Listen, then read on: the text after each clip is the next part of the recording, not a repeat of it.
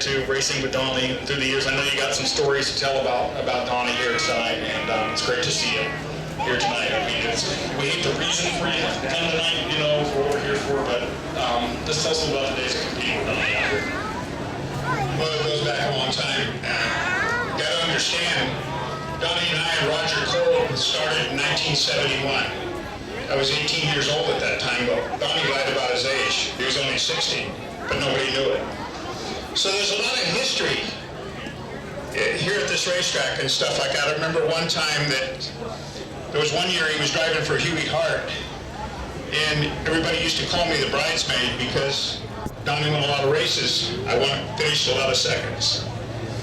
There was one particular time here, it was a trophy dash that we started, and we were side by side for 4 laps, and nobody gave an inch and nobody took an inch, and I beat him, I think, by about a bumper, and everybody in the stands was going nuts. So Donnie was a great person, but a great friend too, and there's a lot of history between us, especially his dad. I remember his dad used to make the comment, he says, "Hey George," he says, "here's $200, why don't you take the kid out tonight?" And it basically meant spin him out, but I used to tease Donnie, I say, "Hey, your dad's giving me $200, where do you want to go out to dinner at?" So this is just some of the stuff all the stuff the memories that we used to have. Everybody helped each other. You know, at this racetrack, if people had problems and blew a tire or whatever, everybody pitched in to help. A lot of good memories, just a lot of good memories. And I can tell a lot of stories. I can go on and on and on, but let me turn this mic over to Larry Post. Hi, as he said, my name's Larry Post. We go back to Al Hines when they broke away from CSRA. They used to run Friday night at one in Auburn, and then Saturday night here. The next year they were going to run Friday night here, and that doesn't really work out too well. So Al Hines and Rich Hurst were promoters at that time, and they broke away from CSRA and started Sierra Auto Racing Association. Anyway, and then about that time, they paved Roseville, and the dirt track guys didn't want to run pavement, and so Big Don came up here and started ran for a while, and then he had a heart attack, and his doctor wouldn't let him race anymore. So anyway, I go back before Donnie as far as racing.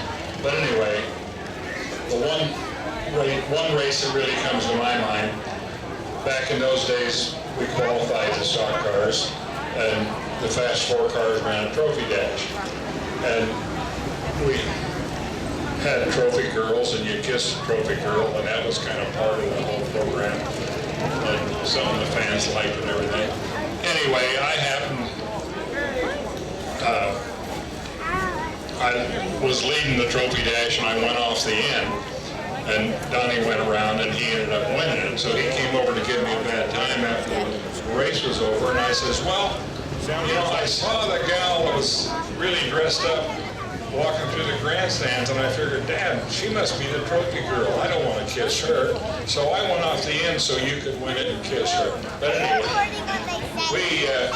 Donnie would play mind games with you.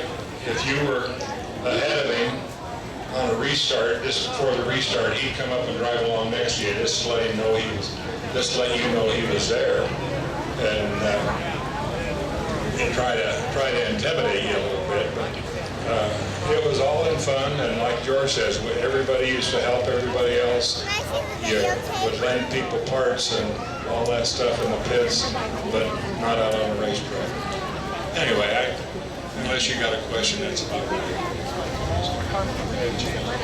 Thanks, Larry. And a little bit about the George has something else I think he's going to ask Larry here tonight. It's great to have you guys both here. It's an honor to be here with both of you here tonight. I grew up watching you race, and I was growing up watching you race, but it's great to have you here tonight, Larry.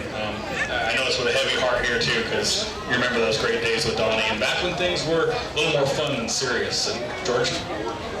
Well, one of the reasons Donnie changed his number to 97 is he used to run 92. And at that one year, it was Mike Chisholm, myself, and Donnie and Mike Chisholm ran the 92 number. So that's the reason why Donnie changed the number to 97. I know he was kind of a little bit burned about it, especially when that was his number all this time. So he didn't get to have that number, so that's why he changed it to 97. Well, I think another note too, George, you probably know the story, and I asked Donnie a few years ago about this. And people remember the 97, the orange number of the white car. And on the other side of the car was a scorekeeper's nightmare because he had the number mirrored and he had a reverse. And everybody thought that was the coolest thing. And one day Donnie and I were talking about it not that long ago. And I had told him how awesome I love that car and everything, and the way it showed up in the photos. And he had told me the story of it, that was back when we painted cars and do vinyl. And he was in a hurry, he went to the sign painters. The sign painter wanted him to see the one side first. And Donnie told him it looks great, do the other side exactly the same. And that was the birth of the reverse 97 car that you remember so well. I remember the scorekeeper just used to cussing that thing out when he come by, because when he came back this way, it was 79. That reminds me of one story that has nothing to do with racetrack, but back in the early days of my time, Von Dutch was a big pinstriper, and he would paint one side of the car different than the other side. And people gave him a bad time about it. He says, well, if you wanted the car to look the same, it should say Ford on one side and Growth on the other side.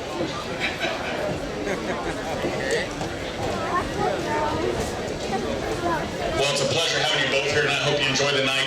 It should be a great limited late model event, and extra money on the line, and good to see you guys here. And I mean, this guy's talking about George Turnbull might even get back in the car here soon. What about you, Larry? And your son still toying with the car at all, with Mark? We kind of got priced out of it. We put our first car on a racetrack for $100 with Al Hines help. That's when we went out, when they broke away from CSRAs, when they started running stock cars. And Al asked me to help him build a car. It ended up, the guy that was going to drive it ended up not driving, and Larry Fuller drove the thing. And anyway, but it cost us $100 to get the car out. Then George started bidding for me, and then they started, at that time they called it trainers. And so Bob Conrad was the Ford dealer over here, and he got in a 65 with a 390 and a 3-speed in it that was pretty ratted out. So he sold it to George for $1. And somebody gave me some tubing, and I put a roll cage in it for him, and that's how George got started racing.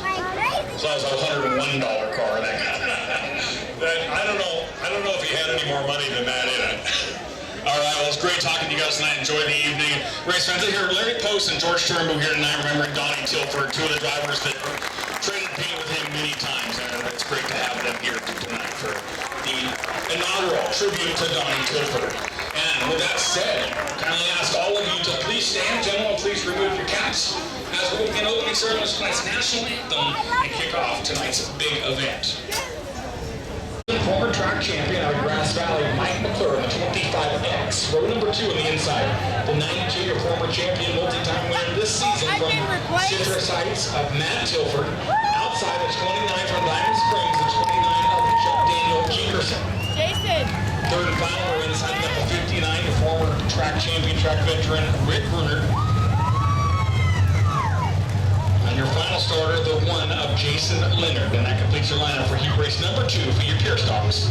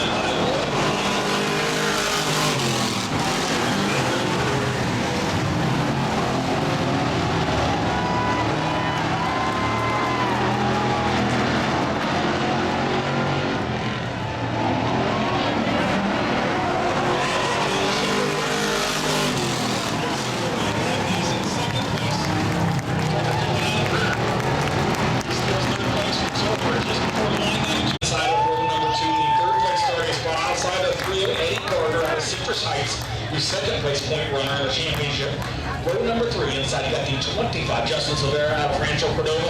On the outside, out of Somerset, the 00 of Eric Williams. And your final starter will be the 12, newcomer Rick Hood here tonight for your Pure Stock Heat Race number 3.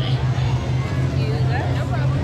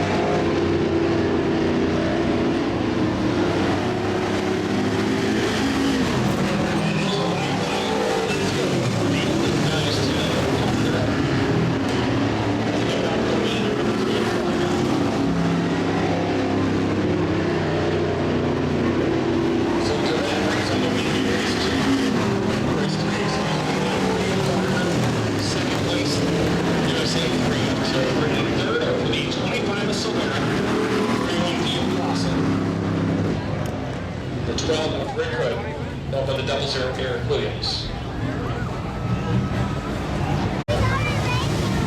Veteran competitor in this division. For the McKelly team, Jeff Olszewska will lead into the green flag for Heat Race number 1. On the outside, the driver that's got one of the heaviest hearts here tonight. He's a defending track champion. Races this year. We see the evidence of his uncle Donnie Tilford. Champion out of Citrus Heights, the 92 Tom Tilford. Outside of